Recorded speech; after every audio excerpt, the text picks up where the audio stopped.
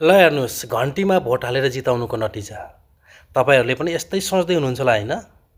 तर जे सोच्दै हुनुहुन्छ गलत सोच्दै हुनुहुन्छ। नेपाल सरकारले ठिक गरेको छ। यदि काठमाडौँमा नि यो झुपडीहरू हुन्न के। यदि झुपडी भयो भने त देश फोहोर देखिन्छ, विकास कसरी हुन्छ हैन?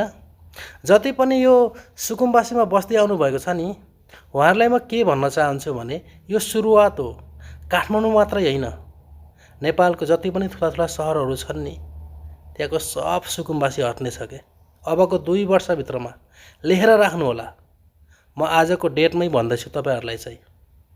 यदि तपाईँले चाहिँ बेलैमा बुद्धि पुर्याउनु भयो भने चाहिँ तपाईँहरूलाई धेरै राहत पनि मिल्न सक्छ। र जति पनि सुकुम्बासी बस्ती हटाएर जति पनि पीडितहरू हुनुहुन्छ, जति पनि घरबार विहीन हुनुभएको छ, उहाँहरूलाई सरकारले चाहिँ एकदम सुविधा दिनुपर्छ। कहाँ राख्ने हो, के गर्ने हो, जति पनि खर्च भएको छ सरकारले पक्कै पनि बिहोर्नुपर्छ। र जति पनि सुकुम्बासी बस्तीमा बस्दै आउनुभएको छ नि, सरकारको जमिनलाई ओगटेर उहाँहरूले आजैदेखि बुद्धि पुर्याउनु होला।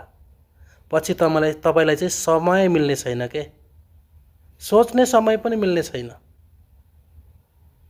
जब सरकारले नोटिस दिन्छ नि, तपाईँको काउन्टडाउन सुरु भयो। आफै बुझ्नुहोस्।